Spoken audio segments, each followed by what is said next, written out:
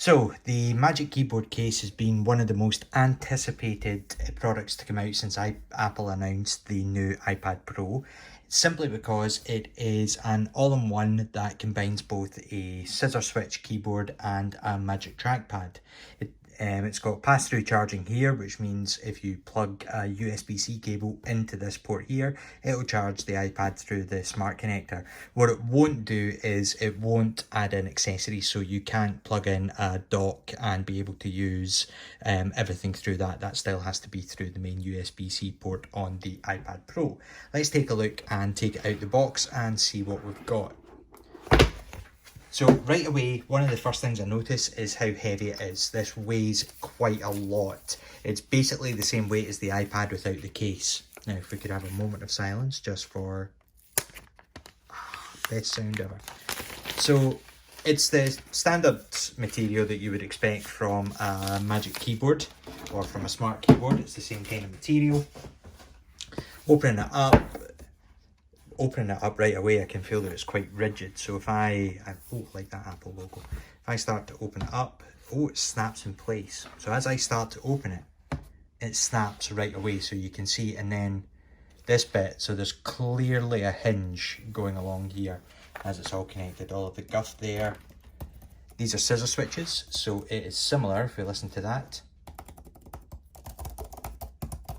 in sound to this. So quite pleased about that. Taking the iPad in, pretty straightforward as we would expect.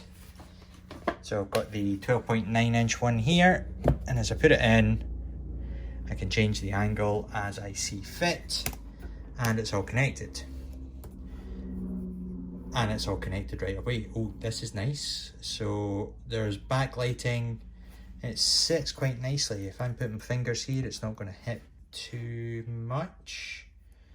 Let's see, I can obviously use Command Tab.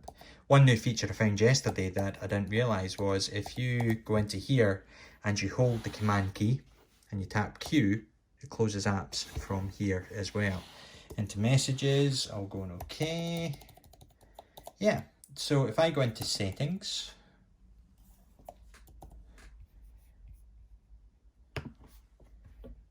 there we go, there's the trackpad, so we've got the natural scrolling.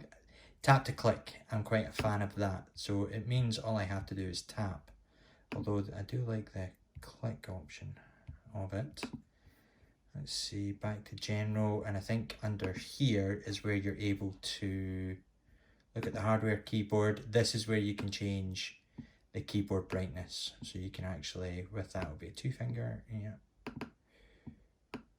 Okay, modify it. And this is what I like as well, the fact that you can map the keys.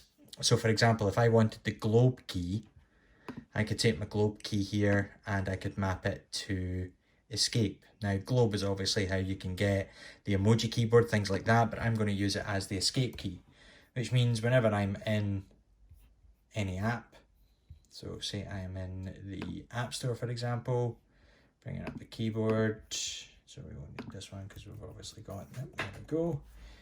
So if I tap the globe key, it's a way for me to come out of that. So you can see I'm in that text, but if I tap escape, it takes me out. So you're able to remap certain keys. You're able to change the modifier. I was watching a video yesterday where someone was saying that one of the main reasons that they can't switch away from their MacBook to the iPad is the fact that there is no escape key mapped to it, but you can actually use the modifier keys and you can remap it, which is immensely useful, especially when you're working on something like that. And if at any point you realize that you're not happy with the keys that you've modified, restore it to defaults.